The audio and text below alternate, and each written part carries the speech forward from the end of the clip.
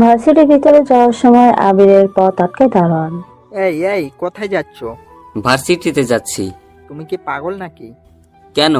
এটা শহরের সবচেয়ে নামি দামি ভার্সিটি। তোমার পোশাক দেখে তো ভিখারি মনে হচ্ছে। আর তুমি এই ভার্সিটিতে এডমিশন হলেই বা কিভাবে? আমি ছোট লোক ভিখারি হতে পারি, কিন্তু আমারও পড়ার অধিকার আছে। আমার পথ ছাড়েন, আমাকে যেতে দিন।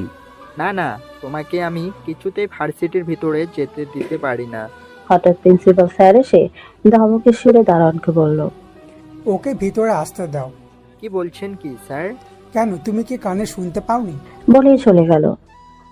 তারপর আবির ভার্সিটির ভিতরে গিয়ে তার ক্লাস খুঁজে বের করে। ক্লাসের ভিতরে যাওয়ার সময় একটা মেয়ের সাথে ধাক্কা খায়। মেয়েটি ঠাস ঠাস করে আবিরের গালে দুটো থাপ্পড় বসিয়ে দেয়। ছোট লোকের বাচ্চা, তোর তো বড় সাহস, তুই আমাকে থাপ্পড় দেস? তুই জানিস আমি কে? আমাকে দয়া করে মাফ করে দেন, আমি দেখতে পাইনি। ভিখারির বাচ্চা, চোখ কি বাড়িতে রেখে আসছিস নাকি? হঠাৎ আরেকটি মেয়ে বলে উঠল, আরে ছাড় না, সামিয়া বেচারা মনে হয় বুঝতেই পারে নাই। তুই চুপ কর ঋতু। ভিখারির বাচ্চাটার সাহস কত বড়! ওই তোর মতো ভিখারি এই ভার্সিটিতে অ্যাডমিশন হলো কিভাবে? আরে মনে হয় হাতে পায়ে ধরে কান্নাকাটি করে অ্যাডমিশন হয়েছে। আমি গরিব হতে পারি, কিন্তু আমিও একজন মানুষ। আমারও লেখাপড়ার অধিকার আছে। দেখ দেখ কিরকম চাটাং চাটাং কথা বলছে। ঠিকই বলেছিস, আজকে আমার মনটা ভালো, তাই তোকে দয়া মায়া করে ছেড়ে দিলাম। এখন আমার সামনে থেকে সর। তারপর আবির ক্লাসের ভিতরে চলে গেল।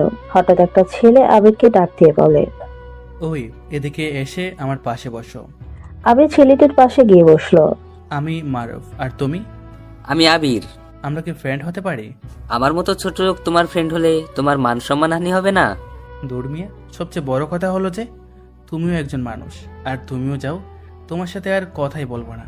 আচ্ছা আচ্ছা, আমরা তাহলে আজ থেকে ফ্রেন্ড। ফ্রেন্ডের মধ্যে কোনো তুমি বা আপনি চলে না, শুধু তুই তুই চলে। হুম। আচ্ছা দোস্ত, আমি অনেকক্ষণ ধরে খেয়াল করছি তুই সামিয়ার সাথে কি নিয়ে কথা বলছিলি। আরে আর বলিস না। তারপর আবির সবকিছু খুলে বলল। তোর ভাগ্য ভালো তুই এখনো বেঁচে আছিস। কেন? তুই জানিস ওকে, সামিয়া হলো এই শহরের এমপির মেয়ে। আর তার চেয়ে বড় কথা হলো সামিয়া এই শহরের সবচেয়ে বড় মাফিয়া। ওর বই এই শহরের মানুষ থরথর করে খাবে। আশ্চর্যজনক হলেও এটাই সত্যি। কি বলছিস কি? ঠিকই বলছি। আর তুই ওর থেকে একটু দূরে দূরে থাকিস। হুম। আবির মারুফের সাথে আরো কিছুক্ষণ টুকটাক কথা বলল। কিছুক্ষণ পর সামিয়াও তার দলবল নিয়ে ক্লাসে আসলো। আর তার একটু পর স্যার ক্লাসে আসলো। এই ছেলে, তোমার বাড়ি কোথায়?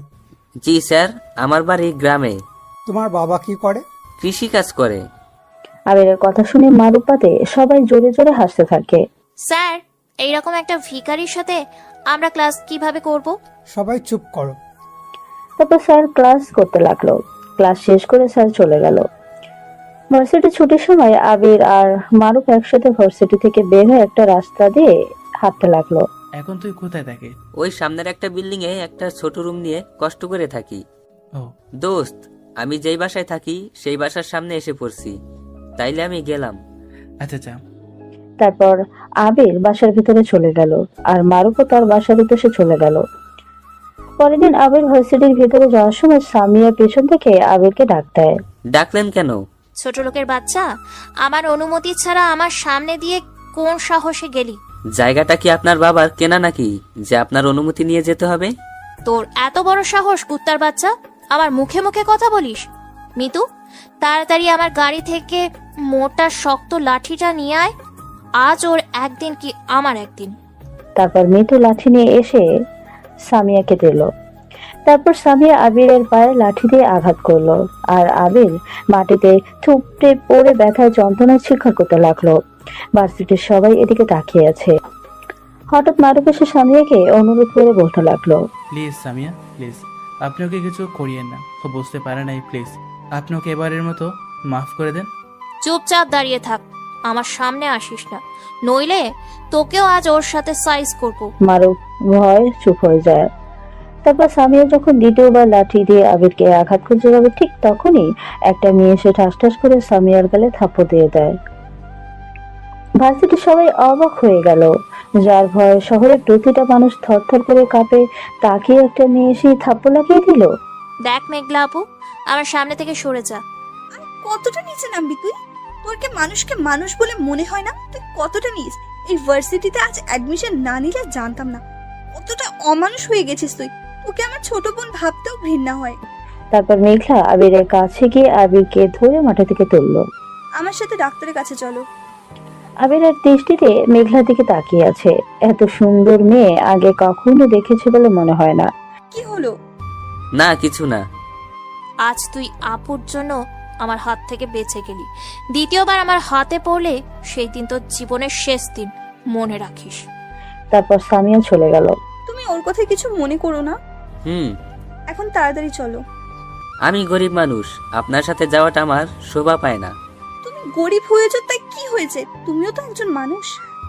কিন্তু দেখো, আমার মাথায় কিন্তু অল্পতেই গরম হয়ে যায়, তাই কথা না বাড়িয়ে তাড়াতাড়ি আমার সাথে ডাক্তারের কাছে চলো। আচ্ছা।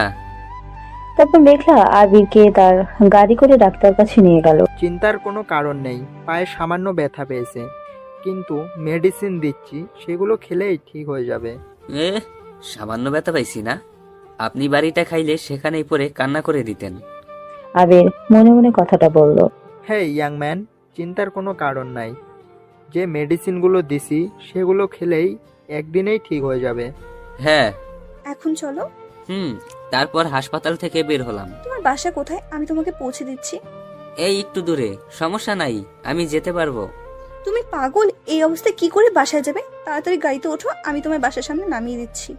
তারপর আবার মেঘলার দামি গাড়িতে উঠলাম। কিছুক্ষণ পর মেঘলা আমার বাসার সামনে আমাকে নামিয়ে দিয়ে চলে যায়। আমি বাসার ভিতরে গিয়ে সিঁড়ি বেয়ে আমার রুমের ভিতরে গিয়ে দরজা বন্ধ করলাম। তারপর ফ্রেশ হয়ে বিছানায় বসে ভাবতে লাগলাম, আজকাল মানুষ সামান্যতম ক্ষমতা নিয়ে কত যে অহংকার করে। কি বা দরকার ক্ষমতার অপব্যবহার করা? ভালো কাজে লাগালেই তো হয়। পরের দিন সকাল সকাল মারুফ কল দিল। আবির কল রিসিভ করার সঙ্গে সঙ্গে মারুফ বলতে লাগলো, কিরে বন্ধু, বাবি ভাই কি আমাকে ভুলে গেছিস? দূর, তুইও না কি সব আবল তাবল বলছিস। কেন রে, মেঘলা বাবিকে কি পছন্দ হয় না? দূর, আমার মতো গরিবের আবার পছন্দ আছে নাকি? তারপর কল কেটে দিল। আবির বাসা থেকে নেমে কিছুটা খাওয়ার জন্য একটা হোটেলের ভিতরে যাবে, তখনই তার চোখে দৃষ্টি পড়ে হোটেলের পাশে পড়ে থাকা ভিখারিটার উপর। মনে হচ্ছে অনেক দিন ধরে কিছুই খায়নি, কিন্তু আবিরের কাছে তো যা টাকা আছে সব ওর খেতেই চলে যাবে। এমনিতে ওর খুব ক্ষুধা লাগছে। আবির ভাবলো সে একদিন হয়তো না খেয়ে আছে, আর উনি মনে হয় অনেক দিন না খেয়ে আছে। তারপর আবির তার কাছে যত টাকা ছিল সব ভিখারিটাকে দিয়ে ভার্সিটি চলে আসে। ভার্সিটি এসে মারুফের সাথে একটা গাছে নিচে বসে আছে, আড্ডা দিতে লাগলো। কিছুক্ষণ পর সামিয়া ও তার দলবল নিয়ে ভার্সিটিতে আসে। ভার্সিটির সকল ছাত্রছাত্রী ভয়ে থরথর করে কাঁপতে থাকে, কখন কাকে কি করে বসে। তারপর আবিরের দিকে কিছুক্ষণ রাগে দৃষ্টিতে তাকিয়ে চলে যায়। একটু পর মেঘলা ভার্সিটিতে আসে, আর এসে আবিরের কাছে এসে বলতে লাগলো, এখন কেমন আছো? জি, আগের তুলনায় এখন অনেকটাই ভালো আছি। সকালে কিছু খেয়েছো? হ্যাঁ, খেয়েছি। কি খেয়েছো? গরিবরা যা খায় আর কি। মিথ্যে কথা কেন বলছো? তুমি কিছুই খাওনি। কই, খাইছি তো।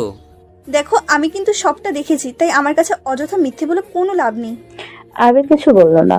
চলো আমার সাথে। কোথায়? ওই তোরে আসতে বলছি, তুই আসবি, এত কথা বলস কেন? আরে যা না আবির। আবির তারপর বাধ্য হয়ে মেঘলার গাড়িতে উঠলো, আর মেঘলা ড্রাইভ করছে। কিছুক্ষণ পর একটা বড় রেস্টুরেন্টে গাড়ি থামায়। তারপর মেঘলার সাথে রেস্টুরেন্টের ভিতরে গেল। কি খাবে?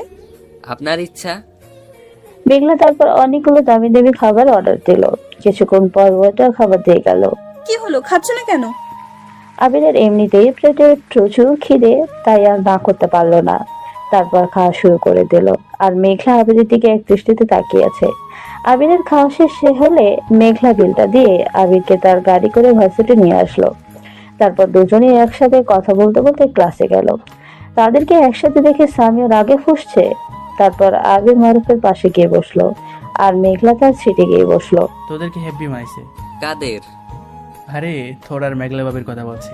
তোর মুখে কি কোনো ভালো কথা আসে না? দোস্ত, আমার মনে হয় তোকে মেঘলার পছন্দ হয়েছে। আমার মতো গরিব রে আর মেঘলার মতো বড় লোক এমপির মেয়ে পছন্দ করবে? হাসাইলি রে, হাসাইলি।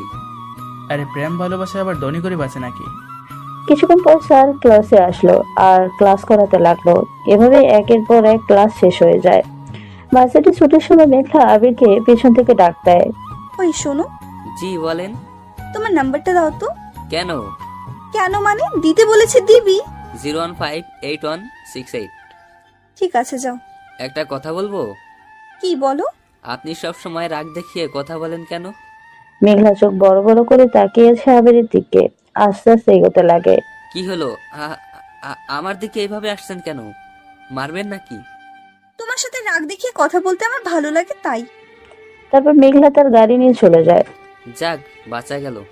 তারপর আমিও আমার বাসায় চলে গেলাম। এভাবেই আস্তে আস্তে আমার আর মেঘলার সম্পর্ক ঘনিষ্ঠ হতে থাকে। একদিন ভার্সিটিতে আমি আর মেঘলা হেসে হেসে কথা বলছি, আর হঠাৎ কোথা থেকে যেন স্বামী এসে ঠাস ঠাস করে আমার গালে কষে 2 থাপ্পড় বসিয়ে দেয়। ওই কুত্তার বাচ্চা, শালা ছোট লোকের বাচ্চা, অনেকদিন ধরে দেখতেছি তুই একটু বেশি আপুর সাথে মেলামেশা করছিস। মেঘলা ঠাস ঠাস করে সামিয়ার গালে 2 থাপ্পড় বসিয়ে দেয়। আপু, তুই এই ছোট লোকের জন্য আমাকে মারলি? হ্যাঁ, আমি ওর সাথে কথা বলে তোর কি? তোর এত জলে কেন? আমার জন্য আপনাদের মাঝে ঝগড়া সৃষ্টি হয়েছে। আমি চলে যাচ্ছি। ওই দাঁড়াও, এক পা বাড়িয়েছো তো তোমার পা ভেঙে দিব। আবির ভয়ে চুপসে দাঁড়িয়ে থাকলো। তোকে যেন আর ওর আশেপাশে না দেখি সামিয়া। সামিয়ার রাগ দেখে সেখান থেকে চলে যায়। আমার জন্য কেন আপনার বোনের সাথে ঝগড়া করলেন? কেন, তুমি কি সত্যি কিছু বোঝো না? কি? কিছু না, এখন ক্লাসে চলো। হ্যাঁ চলো। তারপর ক্লাসে চলে গেল। ভার্সিটি ছুটির পর আবির আর মারুফ রাস্তা দিয়ে হেঁটে হেঁটে যাচ্ছে। আচ্ছা, একটা কথা বলবো? আরে বেটা, তাড়াতাড়ি বল। আমি না যখন আমার চোখের পাতা বন্ধ করি, তখন শুধু মেঘলার মায়া ভরা মুখটা আমার চোখের সামনে ভেসে ওঠে। সবসময় মেঘলার কথাই মাথার মধ্যে ঘুরপাক খায়। আমি বুঝতে পারছি না, কিন্তু কেন? আরে ভাই, তুই তো মেঘলার প্রেমে পড়ে গেছস। কি বলস? কি? ঠিকই বলছি। একটা কাজ কর, কালকে তুই মেঘলাকে প্রপোজ করবি। আচ্ছা ঠিক আছে, প্রপোজ করার পর যা হবে দেখা যাবে। তারপর আবির তার বাসায় চলে গেল আর মারুফ তার বাড়ির উদ্দেশ্যে চলে গেল। পরের দিন ভার্সিটিতে আবির একটা গাছের নিচে বসে বসে শুধু মেঘলার কথাই ভাবছে। হঠাৎ মেঘলা এসে বলতে লাগলো, কি ভাবছো বসে বসে?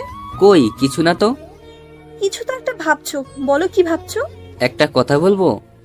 হ্যাঁ বলো। আবির তারপর মেঘলার সামনে হাঁটু গেড়ে বসে বলতে লাগলো, আমি আসমানের পরী কখনো দেখিনি, কিন্তু জমিনে পরীর চেয়েও সুন্দর কাউকে দেখেছি। সেটা হলো তুমি। তোমাকে যখন আমি প্রথম দেখেছি, তখন থেকেই তোমাকে যত্ন করে রেখেছি আমার মনে। বলে বোঝাতে পারবো না তোমাকে কতটুকু ভালোবাসি, কিন্তু ভালোবাসার জন্য নিজের জীবন দিতেও রাজি। ভালোবাসি তোমায়। বলেই দিল এক দৌড়ে ভার্সিটি থেকে সোজা বাসায় চলে আসলো। তারপর আবির 1 সপ্তাহ তা আর ভার্সিটি যায়নি।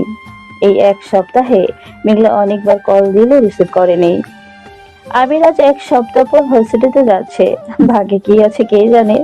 ভার্সিটিতে আবিরকে দেখতে পেয়ে মেঘলা টেনে জোর করে তার গাড়িতে উঠিয়ে মেঘলা ড্রাইভ করতে থাকে। মেঘলা দিকে ভালো করে খেয়াল করে দেখলো, চোখের নিচে কালো দাগ পড়ে গেছে, অনেকটাই শুকিয়ে গেছে। মনে হচ্ছে ঠিকমতো খাওয়া দাওয়া করে নাই হয়তো। কিন্তু আবিরকে কোথাও নিয়ে যাচ্ছে, মেরে ফেলবে নাকি? আবির বলল। এই কোথায় নিয়ে যাচ্ছ? মেঘলা কিছুই বলল না। কিছুক্ষণ পর একটা নির্জন জায়গায় গাড়ি থামিয়ে আবিরকে গাড়ি থেকে টেনে নামিয়ে মেঘলা ঠাস ঠাস করে আবিরের গালে থাপড় বসিয়ে দেয়। থাপ্পড়টা খুব জোরেই লাগছে। ওই মারলেন কেন? 1 সপ্তাহ কেন ভার্সিটিতে আসিস নাই? তোকে কল দিছে কিন্তু রিসিভ করস নাই কেন? তোর জন্য কত চিন্তায় ছিলাম আমি। যদি তোর কিছু হয়ে যেত তাহলে আমি কি নিয়ে বাঁচতাম? মানে? ওই দিন দৌড় দিয়ে চলে কেন গেছিলি? যদি আমাকে মারধর করতেন তাই ভয়ে দৌড় দিছিলাম। ভয় পাস তাহলে প্রপোজ কেন করলি? তোমায় ভালোবাসি তাই। সেদিন আমার কথাগুলো শুনে যেতি তাহলে আজ তোকে থাপ্পড়গুলো শুধু শুধু খেতে হতো না। কেন? আমিও ভালোবাসি কাকে? তোমাকে। সত্যি? হ্যাঁ। তারপর থেকে আবির আর মেঘলার প্রেম খুব ভালোভাবেই চলতে থাকে। একদিন আবির ভার্সিটিতে গিয়ে একটা গাছের নিচে বসে মেঘলার জন্য অপেক্ষা করতে থাকে। কিছুক্ষণ পর স্বামী আবিরের কাছে এসে বলল, এই, তোর গ্রামের বাড়িতে কে কে আছে? হঠাৎ স্বামীর মুখে এমন প্রশ্ন শুনে চমকে যায় আবির আর কাঁপা কাঁপা গলায় বলল, কেন? তোকে বলতে বলেছি, চুপচাপ বলবি। শুধু আমার বাবা মা। ও ভালো। আর এখন থেকে তুই সব সময় আমার সামনে সামনে থাকবি, অর্থাৎ সব সময় আমার চোখের সামনে থাকবি। কে কার চোখের সামনে থাকবে? হঠাৎ মেঘলা এসে বলল, মেঘলা তুমি এসেছো? আর এখন তুমি এখান থেকে একটু যাও। কেন? যেতে বলেছে যাও। আবির তারপর সেখান থেকে ক্লাসে চলে গেল। সেখান থেকে আবির যাওয়ার পর মেঘলা সামিয়াকে বলল, ওর দিকে নজর দিস না, চোখ তুলে ফেলবো। আজকাল তুই একটু না অনেক বেশি ওর সাথে মেলামেশা করছিস আপু। ওকে আমি ভালোবাসি, ওর সাথে মেলামেশা আমি করবো না তো কে করবে? সামিয়া কিছু বলছে না। ওর দিক থেকে তোর কোন নজরটা সরিয়ে ফেল। কথাগুলো বলেই তারপর মেঘলা ক্লাসে চলে গেল। আবিরকে আমি না পেলে তোকেও পেতে দিব না আপু। তারপর সামিয়া তার দলের বিশ্বস্ত লোক রাফিকে ফোন দেয়। হ্যালো ম্যাডাম, বলেন। কালকে যেই ছেলেটার ছবি তোমাকে পাঠিয়েছিলাম তাকে আজকেই দুনিয়া থেকে সরিয়ে দাও। আচ্ছা ম্যাডাম, আপনি কোনো চিন্তা করবেন না, কাজ হয়ে যাবে। সামিয়া তারপর কল কেটে দিয়ে হাসতে থাকে। ভার্সিটির ছুটির পর আবির মেঘলার সাথে কিছুক্ষণ কথা বলে আবির একটি নির্জন রাস্তা দিয়ে তার বাসার উদ্দেশ্যে যাচ্ছে। কিন্তু এদিকে মাফিয়ার লোকজনরা ফাঁদ পেতে বসে আছে যে কখন তাদের শিকার আসবে আর তাকে এই দুনিয়া থেকে সরিয়ে দিবে। তাহলে কি আজকে আবিরের সাথে মেঘলার শেষ কথাও দেখা ছিল? তাহলে এই শহরের সবচেয়ে বড় মাফিয়া সামিয়ার লোকজনটা কি আবিরকে মেরে ফেলতে সক্ষম হবে? আবির নির্জন এক রাস্তা দিয়ে হেঁটে হেঁটে তার বাসার উদ্দেশ্যে যাচ্ছে। কিছুক্ষণ যাওয়ার পরে আবিরের সামনে মাফিয়ার 50 জন লোক দাঁড়ায়। তাদের প্রত্যেকের হাতেই আছে পাওয়ারফুল পিস্তল বা বন্দুক। কে তোমরা? আমরা মাফিয়ার লোক। কি চাও? আমার পথ কেন আটকেছো? তোর মৃত্যু চাই। আবির কথাটা শুনে হাঁটু গেড়ে বসে পড়ে আর বলতে থাকে, না না, প্লিজ আমাকে মারবেন না। আমি গরিব মানুষ, আমাকে নিয়ে আমার বাবা মার অনেক স্বপ্ন। আমাকে মারবেন না, একটু দয়া করেন। আরে সবাই দেখো ছেলেটা কেমন বাঁচার জন্য আকুতি মিনতি করছে। আরে ওকে মারার জন্য আমাদের কতজন লোকের কোনো প্রয়োজন পড়বে না। তারপর মাফিয়ার সমস্ত লোক জোরে জোরে হাসতে থাকে। প্লিজ আমাকে মারবেন না। আমার কিছু হয়ে গেলে আমার মা বাবা কি নিয়ে বাঁচবে? আমি আজকে এই শহর থেকে গ্রামে চলে যাব। প্লিজ আমাকে মারবেন না। তোকে মরতে হবে। আজ পর্যন্ত আমাদের হাত থেকে কেউ বেঁচে ফিরে না। ওই একজন গিয়ে ওকে মেরে ফেল, গুলি করে মারবি না। আমার একদম গুলি শব্দ পছন্দ না, অন্যভাবে মার। তারপর মাফিয়ার একজন লোক আবিরের দিকে আস্তে আস্তে এগোতে লাগলো। না না, একদমই আমার কাছে আসবেন না। খবরদার, আমার কাছে আসবেন না। মাফিয়ার লোকটি আবিরের কাছে গিয়ে পেছন থেকে চকচকে ধারালো ছুরিটা বের করে আবিরকে ছুরিটা ঘুরিয়ে ঘুরিয়ে দেখিয়ে ছুরিটা আবিরের পেটে ঢুকিয়ে দেওয়ার আগেই মাফিয়ার লোকটির দেহে শত শত বন্দুকের গুলি তার দেহটাকে ঝাঁঝরা করে ফেলে আর লোকটি সঙ্গে সঙ্গে মাটিতে লুটিয়ে পড়ে, সেখানেই মারা যায়। রাফি আর তার সাথে থাকা মাফিয়ার লোকগুলো চমকে যায়। কার এত বড় সাহস মাফিয়ার লোকজনকে গুলি করে? সাহস থাকলে আমার সামনে আই। কিন্তু সেখানে আবির ছাড়া আশেপাশে আর কেউ কি দেখতে পায় না। হঠাৎ আবারও বন্দুকের গুলি রাফির পেছনে থাকা সমস্ত মাফিয়ার লোকের দেহ ভেদ করে ফেলে আর তারা সবাই মাটিতে লুটিয়ে পড়ে। সেখানেই সবাই তাদের জীবন হারায়। রাফি আবার অনেক ভয় পেয়ে যায়। রাফি বাদে সমস্ত মাফিয়ার লোক এখন মৃত্যু অবস্থা মাটিতে পড়ে আছে। কিন্তু কে বা কারা গুলি করেছে আশেপাশে তো কাউকেই রাফি দেখতে পাচ্ছে না। রাফি ভয়ে ভয়ে কাঁপা কাঁপা গলায় বলতে লাগলো, কে কে গুলি করেছে? সামনে আসো, আমি বলছি সামনে আসো। কিন্তু সামনে কেউ আসছে না আর রাফি কাউকে দেখতেও পাচ্ছে না।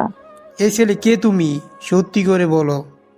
আবির কোনো কথাই বলছে না, শুধু এক দৃষ্টিতে মাটির দিকে চেয়ে আছে। হঠাৎ আবার শত শত গুলি রাফির বুক ছিদ্র করে ফেলে আর রাফি মাটিতে থুপড়ে পড়ে মরে যায়। তারপর আবির কিছুক্ষণ নিরিবিলি হাঁটু গেড়ে বসে থাকার পর উঠে দাঁড়িয়ে খুব দ্রুত সেখান থেকে চলে যায়। আবিরের যাওয়ার পর সেই নির্জন রাস্তা দিয়ে একজন লোক যাচ্ছিল আর লোকটি সর্বপ্রথম মাফিয়ার লোকদের লাশগুলো দেখতে পায় আর তার থেকে আস্তে আস্তে খবরটা শহরের প্রতিটা কোনায় কোনায় ছড়িয়ে পড়ে যে কারা যেন মাফিয়ার অনেকগুলো লোকদের মেরে ফেলেছে। শহরের জুড়েই হইচই পড়ে যায়। এদিকে সামিয়া তো পুরো মাথা খারাপ। কার এত বড় সাহস হয়েছে আমার লোকদের মারতে? এমনকি আমার বিশ্বস্ত লোক রাফিকেও ছাড়ে নাই। এই সাফি, সাফি, জি ম্যাডাম, বলেন। সমস্ত লোকজনকে নিয়ে শহরের প্রত্যেকটা কোনায় কোনায় খোঁজ নিয়ে দেখো আমাদের লোকজনকে কে মেরেছে, কে এত বড় সাহস দেখিয়েছে, আর কাউকে সন্দেহ হলে সেখানেই তাকে মেরে দিবে। আচ্ছা ম্যাডাম। তারপর সাফি মাফিয়ার সমস্ত লোকজনকে নিয়ে আস্তানা থেকে বেরিয়ে পড়ে। সামিয়ার মাথায় রাগ প্রায় চরম পর্যায়ে, কিছুতেই নিরিবিলি বসে থাকতে পারছে না। রাতে খুব স্বাভাবিকভাবে আবির মেঘলার সাথে কিছুক্ষণ কথা বলে ঘুমিয়ে পড়ে। পরের দিন আবির ভার্সিটিতে গিয়ে দেখে সবার মুখে শুধু একই কথা, মাফিয়ার অনেকজন লোককে কারা যেন মেরে ফেলেছে। কিছুক্ষণ পর মারুফ এসে আবিরকে বলতে লাগলো, কি রে দোস্ত, খবর শুনছিস? মাফিয়ার অনেকজন লোককে কারা যেন মেরে ফেলেছে। ও আজকে সামিয়ার মাথা খুব গরম, কেউ বয়ে সামিয়ার আশেপাশে দিয়ে যাচ্ছে না। ও আচ্ছা। কিছুক্ষণ পর সামিয়া ভার্সিটিতে এসে আবিরের দিকে প্রচন্ড রাগে দৃষ্টিতে তাকায়। মরার তো আবিরের কথা ছিল, কিন্তু আমার লোকেরা কেন মরলো? কে বা কারা মারছে? তারপর সামিয়া ক্লাসে চলে যায়। দোস্ত, খেয়াল করেছিস সামিয়া তোর দিকে কেমন রাগের দৃষ্টিতে তাকিয়েছিল? হুম। একটু পর ভার্সিটিতে একটা কালো রঙের গাড়ি এসে থামে, আর গাড়ি থেকে মেঘলা নেমে এসে আবিরের কাছে গিয়ে বলতে লাগলো, এখন থেকে তুমি সবসময় আমার চোখের সামনে থাকবে। এখন থেকে প্রতিদিন তোমাকে আমি ভার্সিটিতে নিয়ে আসবো, আর ভার্সিটি ছুটি হলে তোমাকে তোমার বাসায় পৌঁছে দিব। কিন্তু কেন? সেটা তোমার না জানলেও চলবে। এখন চুপচাপ ক্লাসে চলো। তারপর ক্লাসে চলে গেলাম। ভার্সিটির ছুটির পর মেঘলা তার গাড়ি করে আমাকে আমার বাসায় পৌঁছে দিয়ে চলে যায়। এদিকে শহরের সমস্ত জায়গায় খুঁজে কোনো প্রমাণ পেল না মাফিয়ার লোকজনরা। তাহলে কি মাফিয়ার এতগুলো লোকের মৃত্যু রহস্য হয়েই থাকবে? পরের দিন মেঘলা আবিরের বাসার সামনে গাড়ি নিয়ে অপেক্ষা করতে থাকে। কিছুক্ষণ পর বাসা থেকে আবির বের হয়ে মেঘলার গাড়িতে ওঠে। এতক্ষণ লাগে আসতে? হুম। তারপর মেঘলা গাড়ি ড্রাইভ করতে থাকে আর বলতে লাগলো, কালকে ভার্সিটিতে অনেক বড় একটা অনুষ্ঠানের আয়োজন করা হবে। কিসের জন্য? দেশের টপ বিজনেসম্যান আসবে, তার জন্য। তুমি কি তাকে কখনো দেখছো? দেখি নাই, কিন্তু ওনার নাম সব মানুষের অন্তরে অন্তরে রয়েছে। উনি মানুষের বিভিন্ন বিপদে সবসময় পাশে থাকে। অনেক বড় মনের মানুষ তিনি। তিনি কোনোদিনও অহংকার করে নাই। তিনি মানুষের ঘরে ঘরে গিয়ে মানুষকে বিভিন্ন ধরনের সাহায্য করেছেন। ওনার বয়স কম হলেও কাজ করে অনেক বড় বড়। ওনার ব্যাপারে যা বলবো সবই কম মনে হবে। ওনার মতো মহান মানুষকে দেখার আমার খুব ইচ্ছে। ও। তারপর মেঘলা ভার্সিটিতে এসে গাড়ি থামায়। গাড়ি থেকে আবির নেমে দেখে আজকে থেকে অনুষ্ঠানের আয়োজন করা হচ্ছে। আজকে আর ক্লাস হবে না, চলো কোথাও ঘুরে আসি। হ্যাঁ চলো। তারপর আবার গাড়িতে উঠলাম। তারপর গাড়ি দিয়ে বিভিন্ন জায়গায় ঘুরে বেরিয়ে মেঘলা আমাকে আমার বাসায় পৌঁছে দিয়ে চলে যায়। পরের দিন মেঘলা এসে আবিরকে গাড়ি করে ভার্সিটিতে নিয়ে যায়। গাড়ি থেকে নেমে দেখি কি সুন্দর করে সাজিয়েছে। ওই স্টেজে চলো, ওখানে আমার সাথে থাকবে। না না, এ হয় না। আমার মতো ছোট লোক স্টেজে সবার সামনে তোমার পাশে দাঁড়িয়ে থাকলে সবাই কি বলবে? যে যাই বলুক, তুমি আমার সাথে থাকবে ব্যাস। না প্লিজ, আমি থাকতে পারবো না। তাহলে বিয়ের পরও কি আমার থেকে দূরে দূরে থাকবে? আরে না, আমার একটা জরুরি কাজ মনে পড়েছে, আমাকে যেতে হবে। কোনো বাহানা চলবে না, তোমাকে আমার সাথেই থাকতে হবে। না প্লিজ, আমার সত্যি একটা জরুরি কাজ আছে, আমাকে যেতে দাও। একটু পর আবার আসবো আর তোমাকে একটা সারপ্রাইজ দিব। এত করে যখন বলছো তাহলে যাও, আর তাড়াতাড়ি আসবে কিন্তু। তারপর মেঘলা স্টেজে চলে যায় আর আবিরও সেখান থেকে চলে যায়। আবির যাওয়ার কিছুক্ষণ পর দেশের সফল ও টপ বিজনেসম্যানের গাড়ি আসে। আর তার পিছনে গাড়ি করে আসা গার্ডরা তাড়াতাড়ি যার যার গাড়ি থেকে নেমে পুরো ভার্সিটি ঘিরে ফেলে। তারপর দেশের সফল ও টপ বিজনেসম্যান তার গাড়ির দরজা খুলে তার ডান পা মাটিতে রাখে। ভার্সিটিতে আয়োজিত অনুষ্ঠানে ভার্সিটির সকল ছাত্রছাত্রী, স্যার ম্যাডাম সহ শহরের সব মানুষ গভীর আগ্রহে আছে তাকে দেখার জন্য। তারপর দেশের সফল ও টপ বিজনেসম্যান গাড়ি থেকে নামে, আর তাকে দেখে সামিয়া কি বলবে তার মুখের ভাষায় হারিয়ে ফেলছে। আর মেঘলা তো পায়ের নিচ থেকে মাটি সরে গেছে। সে আর কেউ না, সে হলো আবির। তার মানে আবির দেশের সফল ও টপ বিজনেসম্যান? তাহলে এটাই ওর সারপ্রাইজ ছিল? তাই তো বলি, আমার লোককে মারার সাহস কার হবে? আবিরকে দেখে অনেকেই চমকে যায়। ওর আমি গর্ব করে সবাইকে বলতে পারবো দেশের সফল টপ বিজনেসম্যান আমার বন্ধু। তারপর আবির আস্তে আস্তে হেঁটে হেঁটে স্টেজের দিকে যাচ্ছে আর সবাই এক দৃষ্টিতেই তাকিয়ে আছে। তারপর আবির স্টেজে উঠে বলতে লাগলো, আমাকে এই ভার্সিটির হয়তো সবাই চিনেন, ছোট লোক ভিখারি বলে জানতেন। কি আমাকে সবাই চিনতে পারছেন তো? আমি একজন মনের মতো মানুষ খুঁজছিলাম, যে আমার টাকা পয়সাকে নয়, ভালোবাসবে শুধু আমাকে। আর আমি আমার মনের মানুষকে পেয়েও গেছি। আজই আমি তার বাসায় বিয়ের প্রস্তাব নিয়ে যাব। তারপর আরো অনেক কথা বলে অনুষ্ঠান থেকে চলে যায়। অনুষ্ঠান শেষে সামিয়া তার আস্তানায় গিয়ে তার সমস্ত লোককে তৈরি থাকতে বলে, কারণ সামিয়া জানে যে আবির তার বাসায় আসবে। আবিরকে মারা এত সহজ হবে না, তাই সামিয়া অন্য শহরের বড় মাফিয়া মনির খানের সাহায্য নেয়। তোকে নিয়ে আমার মনের মধ্যে ভালো লাগার সৃষ্টি হয়েছিল আবির, কিন্তু তুই যখন আমার হবি না, তাই তোকে আর কারোর হতে দিব না। সন্ধ্যার পরে সামিয়া আর মনির খান প্রায় 300 লোককে নিয়ে রাস্তার মাঝখানে দাঁড়িয়ে আছে। ওদের একটাই লক্ষ্য আবিরকে পৃথিবী থেকে সরিয়ে দেয়া। কিছুক্ষণ পর আবির মেঘলাদের বাড়ির উদ্দেশ্যে রওনা দিলে মাঝ রাস্তায় এসে দেখে মাফিয়ার লোকজন দেয়াল হয়ে দাঁড়িয়ে আছে, আর তাদের সামনে সামিয়া ও মনির খান দাঁড়িয়ে আছে। অতএব আবির মাঝ রাস্তায় গাড়ি থামালো। মনির খান বলতে লাগলো, কার এত বড় সাহস হয়েছে যে মাফিয়ার লোকদের মারে? সাহস থাকলে গাড়ির থেকে বেরিয়ে আয়, তোর কত বড় কলিজা সেটা আজ দেখবো। তার মতো মারবো তোকে, শালা গাড়ির থেকে বেরিয়ে আয়। কথাগুলো বলে সাথে সাথে আবিরের গাড়ির পিছনে তাদের থেকেও প্রচুর শক্তিশালী মাফিয়ার হাজার হাজার ছেলেপেলে এসে দাঁড়ায়। তাদের প্রত্যেকের হাতেই মেশিন গান। এসব দেখে সামি ও মনির খান আর তাদের সাথে থাকা সব লোকজন ভয় পেয়ে যায়। এবার আবির গাড়ি থেকে নেমে এসে সবার সামনে আসে। আবিরকে দেখে মনির খান আবির ভাই বলে দৌড়ে এসে আবিরের পায়ে পড়ে যায় আর বলতে লাগলো, বিশ্বাস করেন আবির ভাই, আমি জানতাম না এটা যে আপনি। আবির ভাই, আমাকে মাফ করে দেন প্লিজ, দয়া করে এবারের মতো মাফ করে দেন। বলেই পা ধরে কান্না করতে থাকে। মনির খানের এমন আচরণ দেখে সামিয়া চমকে ওঠে। কি করছেন কি আপনি? ওর পা ধরে কেন কান্না করছেন? আরে তুই কার সঙ্গে পাঙ্গা নিয়েছিস? উনি চাইলে আমাদের মতো মাফিয়াকে 5 মিনিটে কবর দিতে পারে। উনি হলো সমস্ত মাফিয়ার কিং আবির আহমেদ। মনির খানের কথা শুনে সামিয়া হাঁটু গেড়ে বসে পড়ে, আর সামিয়ার সমস্ত লোক তাদের হাত থেকে অস্ত্র ফেলে দিয়ে হাঁটু গেড়ে বসে পড়ে। তাহলে এই সেই মস্তান মাফিয়ারও কিং, যাকে 5 বছর ধরে খুঁজছি, কিন্তু সে আজ নিজে থেকেই সবার সামনে প্রকাশিত হলো। এবার আবির, সামি ও মনির খান আর তাদের দলবলের উদ্দেশ্যে বলতে লাগলো, নিজেদের পাওয়ারকে তোমরা বেঠিক পথে পরিচালিত করছো। সামান্যতম পাওয়ার নিয়ে এতই তোমাদের বাহাদুরি, এতই তোমাদের অহংকার। নিজেদের সংশোধন করো, না হলে পরবর্তীতে সংশোধন করার আর সময় পাবে না। কথাগুলো বলেই আবির তার গাড়ি করে মেঘলাদের বাসার উদ্দেশ্যে যেতে লাগলো। আর আবিরের পেছনে থাকা মাফিয়ার হাজারো ছেলে পেলে আবিরের গাড়ির পেছনে পেছনে যেতে লাগলো। আবির মেঘলাদের বাসায় এসে মেঘলার মা বাবার সাথে কথা বলে বিয়ের দিন তারিখ ঠিক করে চলে যায়। আবিরের মা বাবা আসতে চাইলেও আবির নিষেধ করে। একেবারে বিয়ে করে বউ নিয়ে যাবে, এটাই আবির তার মা বাবাকে বলেছে। আস্তে আস্তে বিয়ের দিন এসে পড়ে। অবশেষে ধুমধাম করে মেঘলা আর আবিরের বিয়ে হয়ে যায়।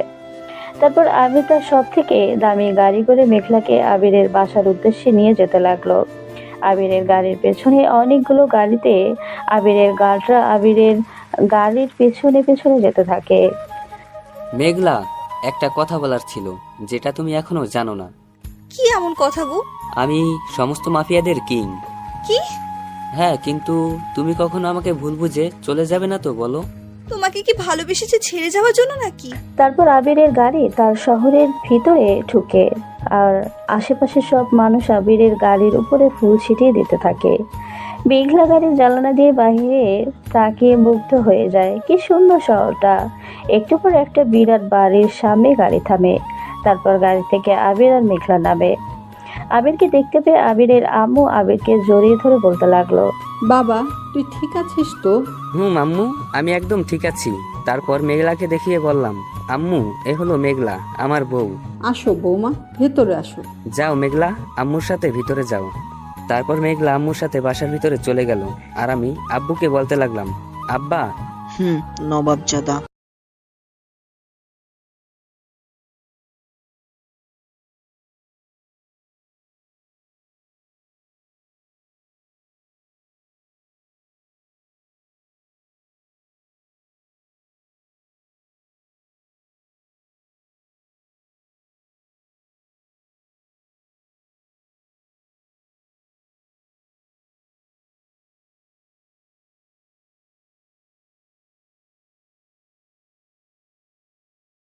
পাজি তুই? অনেক রাত হয়েছে, বাসার ঘরে না গিয়ে এখনো ছাদে কি করছিস? তারা দেখছি।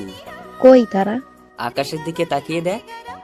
তারপর লিজা যখন আকাশের দিকে তাকায় তখন আমি লিজার মাথায় একটা থাপ্পড় দিয়ে দিলাম এক দৌড়। তোরে শুধু একবার পাই। এখন থেকে আমারে তোর ভাবির কাছে পাবি। তারপর বাসর ঘরের সামনে এসে দাঁড়ালাম। আজকে আমার বাসর রাত, ভাবলেই কেমন জানি লাগে। তারপর বাসর ঘরের ভিতরে ঢুকলাম। তারপর মেঘলা আমার পা ধরে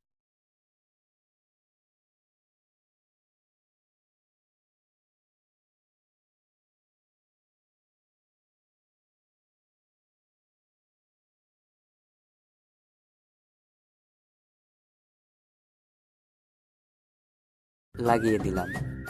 এদিকে সামিয়া বাড়ির ছাদে দাঁড়িয়ে আকাশের দিকে তাকিয়ে আছে। হালকা হালকা বাতাসে সামিয়ার চুলগুলো এলোমেলো ভাবে উঠছে। দুফোঁটা চোখের জল সামিয়ার চোখ থেকে গড়িয়ে পড়ে। জীবনে কাউকে মনের অজান্তেই ভালোবেসে ফেলেছিলাম, কিন্তু সে আমার হলো না। দীর্ঘ 5 বছর ধরে মাফিয়ার কিংকে খুঁজছিলাম, আর আজ তাকে পেয়েও গেছি। কিন্তু আফসোস, তুই যদি আমার হতি তাহলে কোনো রকম তোকে বাঁচিয়ে রাখতাম, কিন্তু তুই তো আমার হলি না। তোকে বাঁচিয়ে রেখেও আমার কোনো লাভ নেই, বরং ক্ষতি হবে। তারপর সামিয়া আরাফাত ভাইকে ফোন দেয়। হ্যাঁ সামিয়া বলো। সমস্ত মাফিয়াদের কিংকে খুঁজে পেয়ে গেছি। আমি জানতাম একমাত্র তুমিই ওকে খুঁজে বের করতে পারবে, তাই তো তোমাকে এই কাজে নিয়োজিত করেছি। হ্যাঁ, সে আর কেউ না, সে হলো আমার বড় বোনের জামাই। কি? তাহলে ওকে মারতে খুব সহজ হবে। তুমি স্বাভাবিকভাবে থাকো। কিছুতেই জানি আবির বুঝতে না পারে যে আমরা ওকে মারার প্ল্যান করছি। সময় হলে আমি তোমাকে সব প্ল্যান বলে দেব। আচ্ছা, আগেই বলে রাখছি, এই আরাফাত হলো অনেক বড়সড় মাফিয়া হওয়ার পর থেকেই আরাফাত আবিরকে মারার জন্য উঠে পড়ে লেগেছে। কারণ দেশে রাজত্ব করতে হলে আবিরকে তার পথ থেকে সরাতেই হবে। পরের দিন সকালে আবির, মেঘলা আর মা বাবা একসাথে খাওয়া দাওয়া করছে। মেঘলাকে আবিরের আম্মু খাইয়ে দিচ্ছে। খাওয়া দাওয়া শেষ হলে আবির আর মেঘলা তাদের রুমে চলে যায়। বিকেলে আবির মেঘলাকে নিয়ে ঘুরতে বের হয়। তোমাদের শহরটা তো খুব সুন্দর। তারপর মেঘলাকে নিয়ে শহরের বিভিন্ন জায়গায় ঘুরে বেরিয়ে বাসায় এসে পড়ে। এভাবেই আবির ও মেঘলার হাসি খুশিতে 1 বছর কেটে যায়। এই 1 বছরে প্রায় সময় সামিয়া আবিদের বাসায় বেড়াতে আসতো, আর বিভিন্নভাবে সামিয়া তার সমস্ত ভুলের জন্য আবিরের কাছে মাপ চাইত, আর এক সময় মাপ পেয়েও যায়। এখন আবিরের সামনে সামিয়া খুব বিশ্বাসের পাত্রী হয়ে উঠেছে। একদিন মেঘলা মাথা ঘুরে পড়ে যায়, আর আবির মেঘলাকে ধরে কোলে উঠিয়ে তার রুমে নিয়ে গিয়ে বিছানায় শুয়ে দেয়, আর ডাক্তারকে ফোন করে বাসা আসতে বলে। কি হয়েছে বাবা? আমার মেঘলা মায়ের কি হয়েছে? আমিও বুঝতে পারছি না, হঠাৎ মাথা ঘুরিয়ে পড়ে যায়। আমি ডাক্তারকে ফোন করে আসতে বলেছি। কিছুক্ষণ পর একজন মহিলা ডাক্তার এসে মেঘলাকে পরীক্ষা করে বললেন, আগে মিষ্টি নিয়ে আসেন, উনি মা হতে চলেছেন। কি সত্যি? ইয়ে হুররে, আমি বাবা হতে চলেছি। তারপর ডাক্তার চলে যায়। তুই এখানে মেঘলার পাশে থাক, আর আমি শহরে গিয়ে সব মানুষকে মিষ্টি খাওয়ানোর ব্যবস্থা করছি। বলেই আবিরের রুম থেকে চলে গেল। কিছুক্ষণ পর মেঘলার জ্ঞান ফিরলে মেঘলা আবিরকে বলতে লাগলো, কি হয়েছিল আমার? আমি মেঘলার কপালে একটা চুমু দিয়ে মেঘলার কানে কানে বললাম, তুমি মা হতে চলেছো। কি সত্যি? আজ থেকে তুমি ঘরের কোনো কাজ করতে পারবে না, শুধুই রেস্টে থাকবে, কেমন? খবর শুনে স্বামী আবিদের বাসায় এসে আবিরকে দেখতে পেয়ে বলতে লাগলো, দুলা ভাই, আরে আরে পেতনি এসে পড়েছে যে। আপনার সাথে আর কথা বলবো না, আপনি আবার আমাকে পেতনি বলছেন। আচ্ছা আচ্ছা, আর বলবো না। আপু কই? উপরের রুমে আছে। সামিয়া তারপর উপরের রুমে গিয়ে মেঘলাকে দেখতে পেয়ে জড়িয়ে ধরে বলল, আপু আপু, আমার লক্ষ্মী আপু মা হতে চলেছে। হয়েছে হয়েছে, এখন ছাড়ো। তারপর বিকেলে আবির, মেঘলা আর সামিয়াকে নিয়ে ঘুরতে যায়।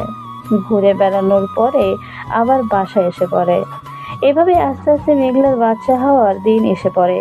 মেঘলাকে অপারেশন থিয়েটারে নিয়ে যাওয়া হচ্ছে। মেঘলা আবিরের হাত চেপে ধরে বলতে লাগলো, আমার যদি কিছু হয়ে যায় তাহলে তুমি আরেকটা বিয়ে করে ফেলিও। কি বলছো এসব? তোমার কিছু হবে না, তুমি আমার প্রথম ও শেষ ভালোবাসা। তারপর মেঘলাকে অপারেশন থিয়েটারের ভিতরে নিয়ে যায়, আর আবির বাহিরে দাঁড়িয়ে থাকে। টেনশন করিস না বাবা, মাথা শান্ত রাখ। দেখিস মেঘলার কিচ্ছু হবে না। হুম। এদিকে সামিয়া বাইরে গিয়ে আরাফাতের সাথে ফোনে কথা বলতে লাগলো। এখনই উপযুক্ত সময় আবিরকে মারার। তুমি কি পাগল হয়ে গেছো? কেন? তুমি ভুলেও যেও না, তুমি এখন আবিরের শহরে আছো। ওর শহরে ওকে মারতে গেলে আমরাই ধ্বংস হয়ে যাব। তাই যে করেই হোক ওকে ওর শহর থেকে দূরে নিয়ে আসতে হবে। কিন্তু কিভাবে? আবিরের শহরের বাইরে একটা নদী আছে, নদীর পাড়ে তুমি চলে আসো। ওখানে আমার লোক আছে।